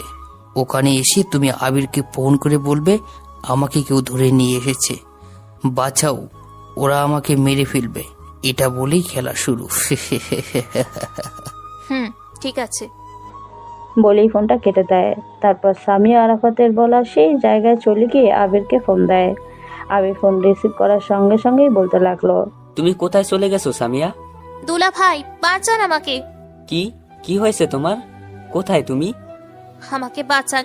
কিছু লোক আমাকে শহরের বাইরে নদীর পাড়ে ধরে নিয়ে এসেছে। ওরা আমার সর্বনাশ করে ফেলবে। বাঁচান আমাকে দুলা ভাই, প্লিজ বাঁচান। বলেই ফোন কেটে দেয়। Hello hello Samia. তারপর দেরি না করে হাসপাতাল থেকে বাইরের দিকে যাচ্ছে। এ কি, তুই কোথায় যাচ্ছিস? আব্বু এমনিতেই হার্টের রোগী, সত্যিটা বললে হয়তো চিন্তা করবে, তাই মিথ্যা বললাম। আব্বু, জরুরি একটা কাজ আছে, তাড়াতাড়ি আমাকে যেতে হবে। কি, এই সময় তোর আবার কি কাজ? আবির তারপর আর কোনো কথার জবাব না দিয়ে সোজা গাড়ি নিয়ে সামিয়ার বলা জায়গায় চলে গেল। গাড়ি থেকে নেমে দেখে অনেকগুলো লোক সামিয়াকে বেঁধে রেখেছে। তোদের এত বড় সাহস হয়েছে? বলেই দৌড়ে গিয়ে কয়েকজনকে মেরে মাটিতে শুয়ে দিল। তারপর সামিয়া হাতের বাঁধন খুলে দিল। তারপর আরো কয়েকজন লোক আবিরকে মারতে এলে আবির তাদের এক একটাকে ধরে মারতে থাকে। আবিরের সাথে কিছুতেই লোকগুলো পেরে উঠতে পারছে না দেখে এবার সামিয়া নিজেই পেছন থেকে আবিরের পিঠে ছুঁড়ে ঢুকিয়ে দেয়। আবির আ বলে চিৎকার দিয়ে যখন পিছে তাকায় তখন দেখে সামিয়া তার পিঠে ছুঁড়ে ঢুকিয়ে দিয়েছে। তুমি? হ্যাঁ, আমি তোকে মারার জন্যই আমাকে নিয়োজিত করা হয়েছে। আর আজ শেষ পর্যন্ত দিনটা এসেই গেল। তারপর সামিয়া আরাফাতকে ফোন করে বলতে লাগলো, আরাফাত ভাইয়া, আপনার পথ ক্লিয়ার। আরাফাত, সামিয়া ধোকা দিলে তুই সামিয়া, ছাড়বো না তোকে। তারপর আবির সামিয়ার দিকে এগোতে লাগলে সামিয়া আবিরের বুকে লাথি মারে আর আবির মাটিতে থুপড়ে পড়ে, রক্তে মাটি লাল হয়ে গেছে। আবিরের চোখ আস্তে আস্তে বন্ধ হয়ে যায়। আর এদিকে আবিরের সন্তান মেঘলার গর্ভে থেকে পৃথিবীতে আসে। এখন কি হবে? আরাফাত কি আবিরের সবকিছু দখল করে মাফিয়া কিং হতে পারবে নাকি পারবে না? তারপর স্বামী ওখান থেকে চলে গেল। আস্তে আস্তে সমস্ত লোক চলে গেল। হঠাৎ আকাশ থেকে টপ টপ ফোঁটা ফোঁটা পানি আবিরের দেহে পড়তে শুরু করলো। এদিকে হাসপাতালে আবিরের আব্বু আবিরের জন্য অনেক টেনশনে আছে। এখনো আবির কেন আসছে না? কিছুক্ষণ পর ডাক্তার অপারেশন থিয়েটার থেকে বের হলে আবিরের আম্মু বলতে লাগলো, ডক্টর মেঘলা আর বেবি ঠিক আছে তো? হ্যাঁ, দুজনেই ঠিক আছে। তারপর আবিরের আব্বু ভিতরে গিয়ে দেখতে পেল মেঘলার ছেলে হয়েছে। তারপর আবিরের আম্মু মেঘলার ছেলেকে কোলে নিল। কিছুক্ষণ পর মেঘলার জ্ঞান ফিরে আবিরকে দেখতে না পেয়ে বলতে লাগলো, আম্মু, আবির কোথায়? আমরাও কখন থেকে ওকে খুঁজছি, কখন যে হসপিটাল থেকে চলে গেছে, এখনো আসছে না। ওকে ফোনে পাচ্ছি না। আব্বু, ওর কোনো কিছু হয়ে যায়নি তো? আরে তুমি টেনশন করো না, ও ঠিকই চলে আসবে। ওগো, তুমি একটু খুঁজে দেখো না। আচ্ছা, আমি দেখছি। তারপর আবিরের আব্বু হাসপাতাল থেকে বের হয়ে সামিয়াকে দেখতে পেয়ে বলতে লাগলো, সামিয়া, তুমি কোথায় চলে গেছিলে? না মানে একটা কাজ ছিল। ও, আপু আর বেবি ঠিক আছে তো? হ্যাঁ, দুজনেই ঠিক আছে। আচ্ছা, আপনি কোথায় যাচ্ছেন? আরে দেখ না, আবিরকে কোথাও খুঁজে পাচ্ছি না।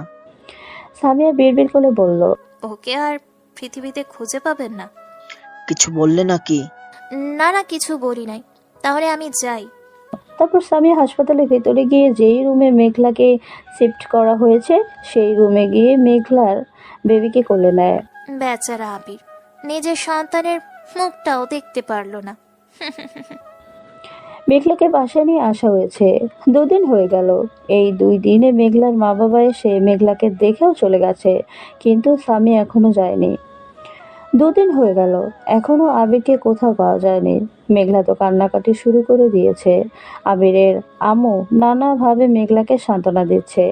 আবিরের আব্বু আম্মু খুব চিন্তায় পড়ে যায়। পরের দিন একটা অ্যাম্বুলেন্স আবিরের বাসার সামনে এসে থামে। বাসার সামনে অ্যাম্বুলেন্স দেখে মেঘলা বাদে বাসা থেকে সবাই বের হয়ে বাইরে আসে। অ্যাম্বুলেন্সের ভিতর থেকে কয়েকজন লোক একটা লাশ বের করে। এই এটা কার লাশ? এখানে কেন নিয়ে এসেছো? কিন্তু লোকগুলো কোনো কথা না বলে লাশের উপর থেকে কাপড়টা সরিয়ে দেয়। আবিরের আব্বু লাশটা দেখে না বলে জোরে চিৎকার দিয়ে মাথায় হাত দিয়ে মাটিতে বসে পড়ে। না না না, আমার ছেলে হতে পারে না। প্লিজ শান্ত হন একটু। বাইরে চিৎকার চেঁচামেচি শুনে মেঘলা তার সন্তানকে কোলে নিয়ে বাসার বাইরে এসে বলতে লাগলো, কি হয়েছে এখানে? আর আর এই লাশ কার? এখানে কেন? কিন্তু কেউ কোনো কথা বলছে না, সবাই চুপচাপ। তারপর মেঘলা লাশের দিকে আস্তে আস্তে এগিয়ে গিয়ে বলতে লাগলো, আম্মু, এই লাশটা কার? মুখটা ভালো করে চেনা যাচ্ছে না। কি হলো বলছো না কেন? আবির রে। বলেই কান্না করতে থাকে। কথাটা শুনে মেঘলা কিছুক্ষণ নিস্তব্ধ থেকে পরে হাউমাউ করে কান্না করতে থাকে। আবির, ওই আবির, তুমি কেন আমাকে একা করে চলে গেলে? আবির, চোখ খোলো আবির। মেঘলার কান্না দেখে মেঘলার কোলে থাকা তার অবুঝ নিষ্পাপ সন্তানও কাঁদতে শুরু করলো। সামিয়া মনে মনে বলল, তোর কান্না দেখে আজ কেন জানি আমার আনন্দ লাগছে। আরো কান্না কর আপু, আরো কান্না কর, যত খুশি কান্না কর। আবির আর ফিরে আসবে না। তারপর আস্তে আস্তে খবরটা সারা শহরে ছড়িয়ে পড়ে। শহরের সমস্ত মানুষের চোখ থেকে আজ জল গড়িয়ে পড়ছে। যে মানুষটা নিজে না খেয়ে অপরকে জিজ্ঞেস করতেও খেয়েছি কিনা, যে মানুষটা সবসময় মানুষের বিভিন্ন বিপদে পাশে থাকতো, যে মানুষটার জন্য মানুষ আজ শান্তিতে বসবাস করছে, সেই মানুষটা এর বেঁচে নেই। আবিরের মৃত্যু নিয়ে দেশে হইচই সৃষ্টি হয়ে গেছে। কারো চোখ থেকে পড়ছে জল, আবার কারো মুখ থেকে বের হচ্ছে হাসি। আবিরকে কবর দিয়ে আবিরের বাবা বাসায় এসে কান্না করে দেয়। আর মেঘলাকে তো কিছুতেই সামলানো যাচ্ছে না। মেঘলা কিছুতেই আবিরের মৃত্যু মেনে নিতে পারছে না। আজ 15 দিন হয়ে গেল আবিরের মৃত্যু হয়েছে। দিনে দিনে আবিরের ব্যবসা ধ্বংসের দিকে যেতে শুরু করলো। আবির ছাড়া মাফিয়ার সব ছেলেপেলেরা ভেঙে পড়ছে, আর আরাফাত তার দলবল নিয়ে আবিরের লোকজনকে মারতে শুরু করে দিল। আবিরের নাম আরাফাত দেশ থেকে স্থায়ীভাবে মুছে ফেলতে চায়। এখন কেই বা আবিরের সমস্ত কিছুর দায়িত্ব নেবে? আবিরের শহরে আরাফাতের লোকজন এসে ভাঙচুর শুরু করে দিয়েছে। এদিকে আসিফ তাড়াতাড়ি করে আবিরের বাসায় যায়। আসিফ হলো আবিরের দলের একজন। আসিফ আবিরের আব্বুকে বলতে লাগলো, আঙ্কেল, আরাফাতের লোকজন শহরের ভিতরে ঢুকে ভাঙচুর শুরু করে দিয়েছে, আর শহরের মানুষকে মারছে। অনেক মানুষকে তো মারতে মারতে মেরেই ফেলেছে। পুলিশও আরাফাতের ভয়ে কিছু বলতে পারছে না। তোমরা কিছু করো। আবিরের মৃত্যুতে মাফিয়ার সমস্ত লোকজন ভেঙে পড়েছে, আর এই সুযোগেই অন্য মাফিয়ারা আক্রমণ করেছে। ইতিমধ্যেই আমাদের অনেক লোকেই মরে ফেলেছে। এইভাবে যদি আমাদের সব লোককে মেরে ফেলে, তাহলে আরাফাতকে আর কেউ ঠেকাতে পারবে না। তারপরেও দেশে হত্যা, মারামারি ও বিভিন্ন ধরনের খারাপ কাজ শুরু করে দিবে, যা এতদিনে আবির থাকতে করতে পারে নাই। জানি না এখন কি হতে চলেছে। হঠাৎ মেঘলা তার রুম থেকে এসে বলতে লাগলো, আমি আবিরের সমস্ত কিছু দায়িত্ব নিতে চাই। কিছু বলছো কি তুমি? তুমি কি পাগল হয়ে গেছো নাকি? আবিরের একটা ইচ্ছে ছিল, ও এই দেশটাকে সবসময় শান্তিময় রাখতে চাইতো, কিন্তু আমি কি করে ওর এই ইচ্ছেটা অপূর্ণ রাখি? আপু, তুই কি পাগল হয়েছিস? তুই চুপ করে থাক, কথা বলিস না। যেদিন আমি আবিরের খুনিকে খুঁজে পাবো, সেদিন হবে ওর শেষ দিন। তারপর মেঘলা তার সন্তানকে আবিরের আম্মুর কাছে দিয়ে আবার রুমে গিয়ে আবিরের বন্দুকটা নিয়ে সে বলতে লাগলো, আমাকে আবিরের আস্তানে নিয়ে চলো আসিফ। জি ম্যাডাম, চলেন। তারপর মেঘলা গাড়ি নিয়ে আবিরের আস্তানায় চলে গেল। আবিরের আস্তানায় এসে মেঘলা সমস্ত মাফিয়া লোকজনদের বলতে লাগলো, এখন থেকে আবিরের সমস্ত দায়িত্ব আমি পালন করব। তোমরা সবাই তৈরি হও। আমাদেরকে হেরে গেলে চলবে না, আমরাই জিতবো। আমাদের শহরে আরাফাতের যত লোক ভাঙচুর করেছে, তাদের সবাইকে মেরে গাড়ি করে আরাফাতের আস্তানায় ফেলে দাও। তারপর মেঘলার কথা অনুযায়ী মাফিয়ার সব লোকজন শক্তিশালী অস্ত্র নিয়ে শহরে থাকা আরাফাতের সব লোককে মেরে গাড়ি করে আরাফাতের আস্তানায় ফেলে দেয়। নিজের লোকের একসাথে এতগুলো লাশ দেখে চমকে যায় আরাফাত। কিছুক্ষণ পর মেঘলা আরাফাতের আস্তানায় যায়। মেঘলাকে দেখে আরাফাত বলতে লাগলো, আরে দেখো কে এসেছে আমাদের মারতে। বাঁচতে চাইলে এখান থেকে চলে যাও, নইলে তোমার আবিরকে যেভাবে মারছি তার থেকে ভয়ঙ্কর ভাবে তোমাকে মারবো। কিছুক্ষণ পর তোর মুখ থেকে আর হাসি বের হবে না, কিন্তু তোর চোখের পানি ঠিকই পড়বে। তারপর মেঘলা ইশারা দেওয়ার সাথে সাথেই হাজারো বন্দুকের গুলি আরাফাতের সমস্ত লোকের দেহ ভেদ করে ফেলে। আরাফাতের সমস্ত লোক মারা গেছে, শুধু আরাফাতই বেঁচে আছে। আরাফাত হাত জোর করে আর কান্না করতে করতে বলল, আমাকে মাফ করে দাও। মাফ আর তোকে ভুলেও না। তারপর মেঘলা আরাফাতের হাতের গুলি লাগার সাথে সাথেই আরাফাত জোরে চিৎকার দেয় আর আরাফাত হাত থেকে রক্ত পড়তে থাকে। প্লিজ প্লিজ আমাকে মেরো না, হাত জোর করে বলছি, আমাকে মাফ করে দাও। তারপর মেঘলা আরাফাতের অন্য হাতে গুলি করে। এবারও আরাফাতের জোরে চিৎকার দেয় আর আরাফাতের হাত থেকে টপ টপ করে রক্ত মাটিতে পড়তে থাকে। প্লিজ আমাকে ছেড়ে দাও। আর আর আরেকটা কথা, আমার কথায় আবিরকে মেরেছে সে হলো বাকিটা বলার আগে আরাফাতের দেহে মেঘলা একের পর এক গুলি করে দেয় আর আরাফাত মাটিতে লুটিয়ে পড়ে এবং মারা যায়।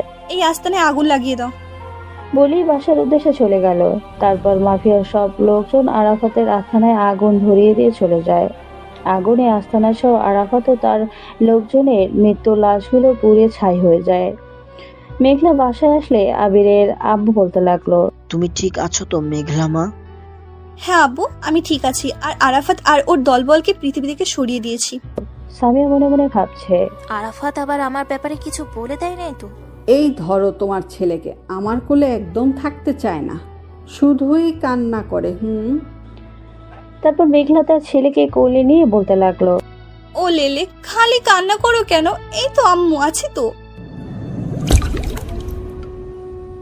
5 বছর পর শহরে পা রাখলো সব মানুষের ভালোবাসার পাত্র আবির। শহরটা খুব পাল্টে গেছে। এখনো কি আমার কথা সবার মনে আছে? আম্মু কি আমার জন্য রোজ চোখের পানি ঝরায়? মেঘলার মনে কি এখনো আমি বেঁচে আছি? আমার সন্তান কি বেঁচে আছে না মরে গেছে? এসব ভাবছি আর আস্তে আস্তে সামনে এগোতে লাগলাম। হঠাৎ একটা লোকের সাথে ধাক্কা খেলাম। এই ভাই, চোখে দেখতে পারো না নাকি? না মানে খেয়াল করি নাই, মাফ করবেন। আরে সমস্যা নেই। আর আপনার মুখে কাপড় দিয়ে ঢাকা কেন? এমনি। ও আচ্ছা, একটা কথা বলবো? হ্যাঁ বলেন। আচ্ছা, এই আবিরটাকে? কি করছেন কি আপনি? আবির ভাইয়াকে চেনেন না? না মানে আমি এই শহরে নতুন। আবির ভাই হলো এই শহরে মানুষের চোখের মণি। আবিরকে সবাই এক নামে চেনে, অনেক বড় মনের মানুষ তিনি। সে মারা গেছে কিন্তু এখনো আবিরের নাম মানুষের অন্তরে অন্তরে রয়েছে। আচ্ছা, ওর লাশটা কি আপনি দেখেছিলেন? হ্যাঁ দেখছি, কিন্তু আমি কিছুতেই বিশ্বাস করতে পারছি না যে ওটাই আবিরের লাশ ছিল। কারণ লাশটার দেহ আবিরের ব্যতীত সমস্ত জিনিস পাওয়া গেলেও কিন্তু তার মুখটা কিছুতেই চেনা যাচ্ছিল না। আর কিছু বলতে পারবো না, আমার একটা কাজ আছে, দেরি হয়ে যাচ্ছে। তারপর লোকটি চলে যায়। তার মানে এখনো সবার আমার কথা মনে আছে। আস্তে আস্তে সামনে গিয়ে দেখলাম অনেক মানুষজন লাইনে দাঁড়িয়ে আছে। আমি একটা লোককে জিজ্ঞেস করলে লোকটি বলল, এখানে গরিব লোকদের কাপড় দেওয়া হচ্ছে। কে দিচ্ছে? আবিবের স্ত্রী মেঘলা। মেঘলা? আমি এখন সবার সামনে আসতে পারবো না, তাই আমাকেও লাইনে দাঁড়াতে হবে।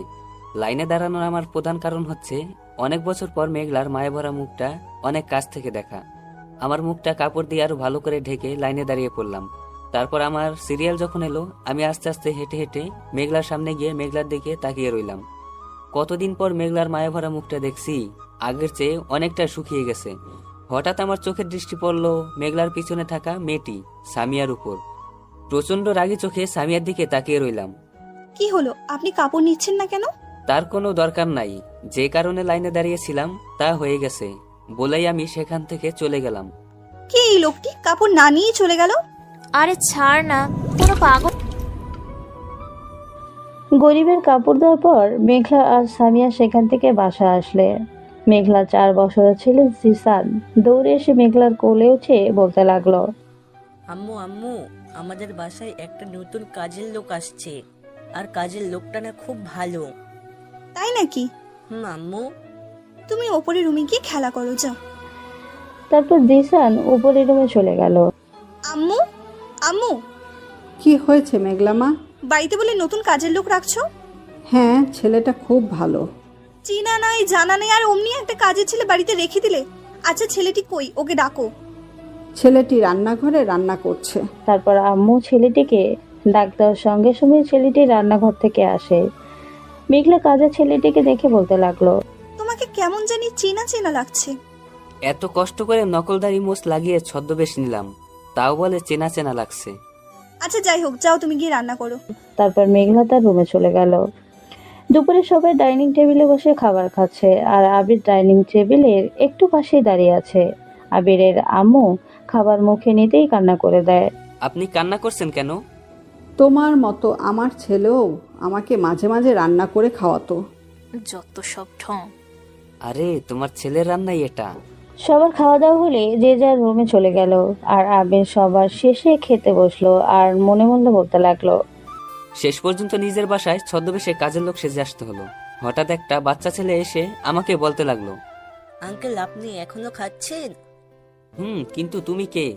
আমি জিসান, এই বাড়ির নেতা। সবাই আমার কথা শুনে, এখন থেকে তুমিও আমার কথা শুনবে। কথা কানে গেছে? আচ্ছা, তোমার আম্মুর নাম কি? আমার আম্মুর নাম মেঘলা। তার মানে জিসান আমার ছেলে।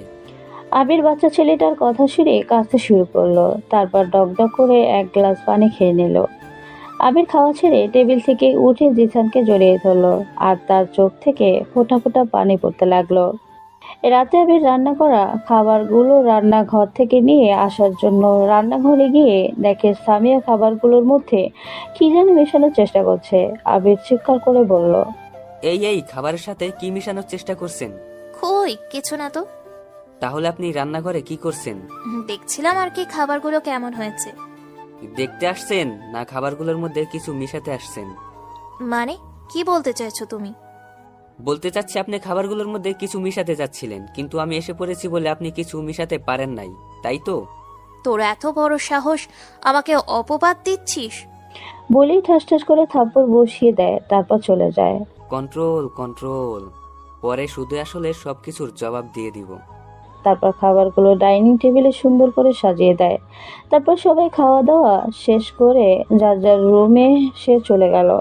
তারপর আবিরও সবার শেষে খাবার খেয়ে তার জন্য যেই রুম থাকার ব্যবস্থা করা হয়েছে সেই রুমে গিয়ে ঘুমিয়ে পড়ল। পরের দিন মেঘলার ফোনে সামিয়ার সাথে কথা বলতেছে।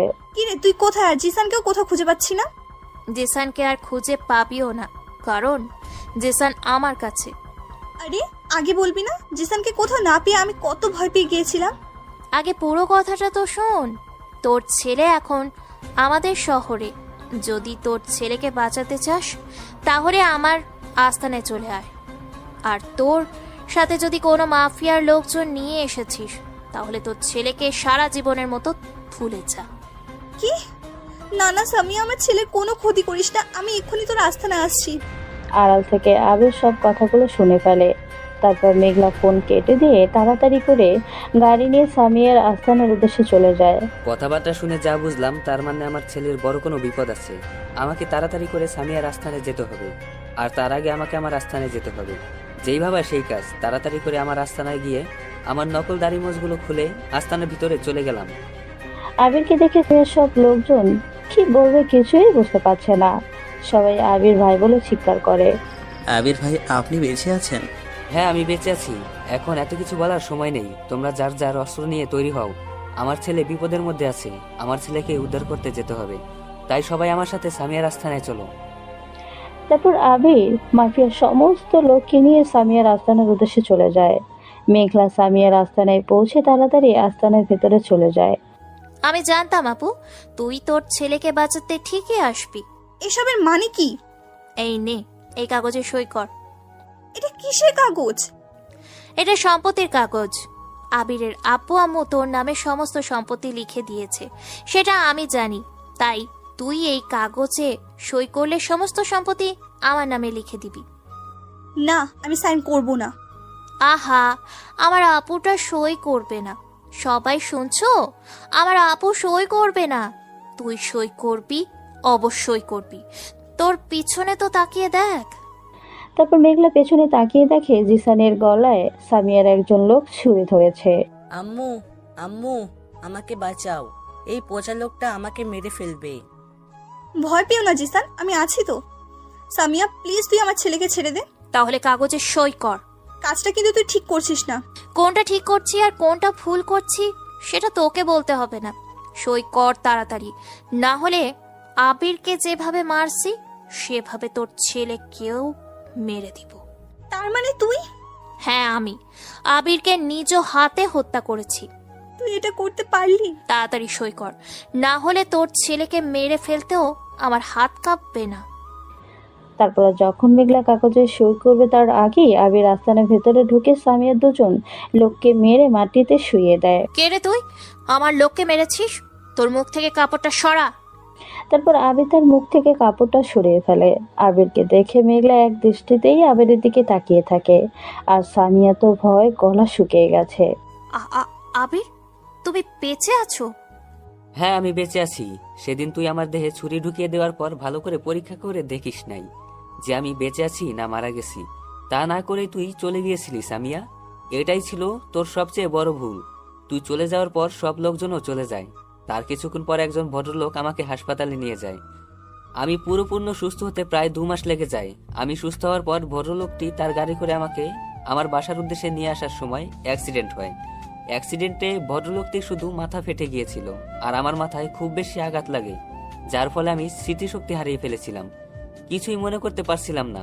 তারপর লোকটি আমাকে অনেক বড় বড় হাসপাতালে আমার চিকিৎসা করিয়েছিল, কিন্তু তাও কোনো লাভ হয় নাই। তাই ভদ্রলোকটি আমাকে চিকিৎসার জন্য দেশের বাইরে নিয়ে যায়, আর আমার সুস্থ হতে অনেক বছর কেটে যায়।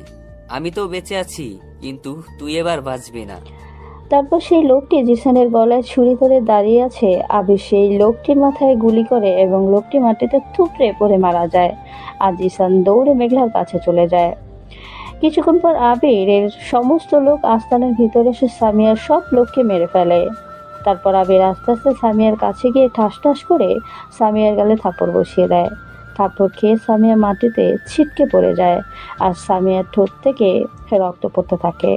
তারপর আবির আস্তে আস্তে বন্দুক নিয়ে সামিয়ার দিকে এগোতে লাগলো। তারপর সামিয়া উঠে দাঁড়িয়ে বলতে লাগলো, না না আবির, প্লিজ আমাকে মেরো না, আমি তোমার শালি হই। তারপর আমি বন্দুক ছুঁড়ে মেরে সামিয়ার দিক থেকে মুখ ঘুরিয়ে নেই। আপু, আপু, তুই তো কিছু বল, আমাকে ছেড়ে দিতে বল না, আমি তোর বোন হই। মেঘলা ঠাস ঠাস করে সামিয়ার গালে 2টো থাপ্পড় বসিয়ে দেয়। থাপ্পড় খেয়ে সামিয়া মাটিতে বসে পড়ে। তারপর আবিরের একজন লোক বন্দুক নিয়ে সামিয়ার সামনে গিয়ে দাঁড়ায়, আর সামিয়া তার চোখ বন্ধ করে ফেলে। আজকেই সামিয়ার জীবনের শেষ দিন। সামিয়ার চোখ থেকে অনবরত জল গড়িয়ে পড়ছে। সামিয়া মনে মনে বলছে, যদি আমাকে আরেকটা সুযোগ দেওয়া হতো, কিন্তু আমার মতো বিশ্বাসঘাতককে কে বা আরেকবার সুযোগ দিবে। তারপর লোকটি সামিয়াকে বন্দুক নিয়ে টার্গেট করে। গুলি করার আগে আবির বলল, থামো, সামিয়াকে ছেড়ে দাও। বলার সাথে এই লোকটি সামিয়ার উপর গুলি চালানো বন্ধ করে দেয়। আবিরের বলা কথাগুলো শুনে সামিয়া এবার তার চোখ খুলে তাকায়। কি বলছো কি?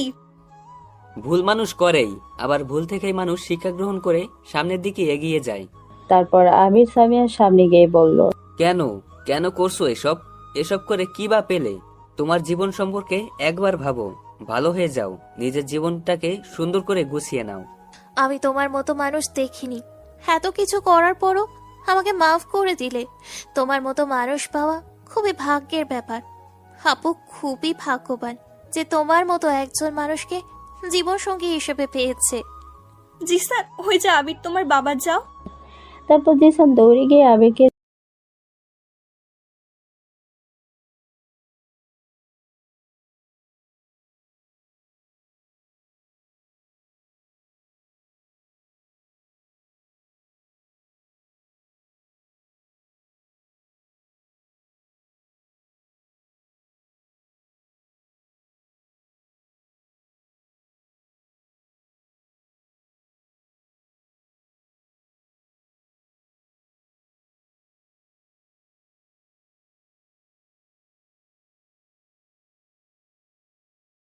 মাফিয়া সব লোকদের চলে যেতে বলে। আর তারা সবাই চলে যায়। তারপর আবির, মেঘলা, জিসান আর সামিয়াকে নিয়ে শ্বশুর বাড়ি গেল। মেঘলার মা বাবা আবিরকে দেখতে পেয়ে অনেক খুশি হয়। তারপর তাদের সাথে অনেক কথাবার্তা বলে মেঘলা জিসানকে নিয়ে আবিরের বাসার উদ্দেশ্যে চলে গেল। বাসায় আস্তে আস্তে রাত হয়ে যায়। তারপর গাড়ি থেকে নেমে মেঘলা কলিং বেল বাজালো আর আবির, মেঘলা আর জিসানের পেছনে দাঁড়িয়ে থাকলো। কিছুক্ষণ পর আবিরের আম্মু দরজা খুলে দিয়ে মেঘলাকে বলতে লাগলো, মেঘলা মা, তোমরা কোথায় চলে গিয়েছিলে? আর তোমাদের পেছনে দাঁড়িয়ে থাকা ছেলেটি কে? তারপর আবির তার আম্মুর দিকে ঘুরে তাকায় আর আম্মু আবিরকে দেখে সোজা জড়িয়ে ধরে কান্না করে দেয়। তুই বেঁচে আছিস বাবা? এতদিন কোথায় ছিলি? তোর জন্য আমি প্রতিদিন আমার চোখের পানি ফেলি। আরে আম্মু, আমি ফিরে এসেছি তো, এখন আর কান্না করো না। তারপর বাসার ভিতরে গিয়ে দেখি আব্বু সোফায় বসে চা খাচ্ছে আর টিভি দেখছে। আর আমাকে দেখে আব্বুর চায়ের কাপ হাত থেকে পড়ে যায় আর বসা থেকে উঠে আমাকে জড়িয়ে ধরে কান্না করে দেয়। বাবা, তুই বেঁচে আছিস? জানিস তুই ছাড়া আমরা কত কষ্টে ছিলাম। এখন আমি এসে গেছি তো বাবা, আর কান্না করো না। রাতে খাবার টেবিলে বসে আবির দেখে কত রকমের খাবার সাজিয়ে রাখা হয়েছে।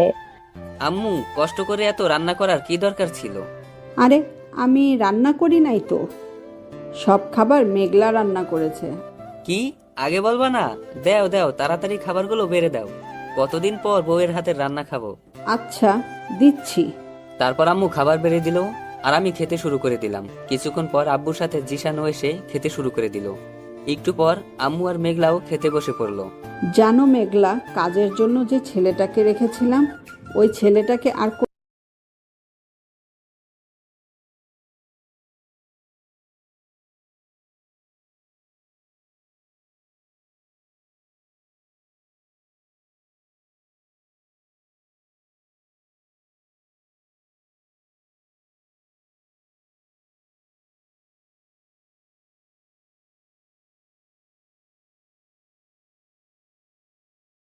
টেবিলে দাঁড়িয়ে আছে।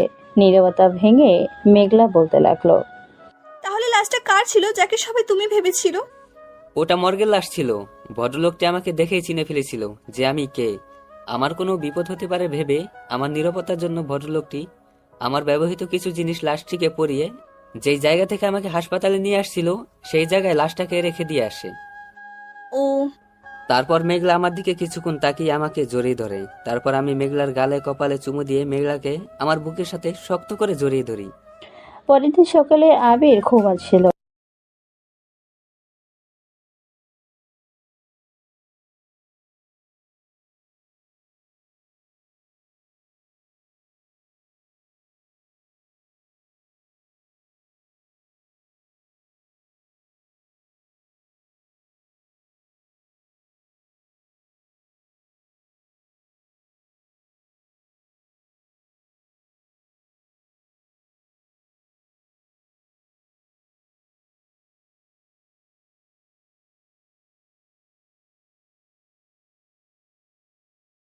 আমার লক্ষ্মী ছেলেটার যে মাথায় অনেক বুদ্ধি আছে। তারপর সানগ্লাসটা পরে বেলকনিতে গিয়ে আবির ডান হাতটা উপরে তুললো। ব্যালকনিতে আবিরকে দেখতে পেয়ে শহরের সব মানুষ খুশিতে হইচই শুরু করে দেয়। আর শহরের প্রতিটা মানুষের মুখেই হাসি। কেউ কেউ তো খুশিতে কান্নাই করে দিয়েছে। আবিরকে আবার ফিরে পায় সব মানুষ আনন্দে দিশেহারা।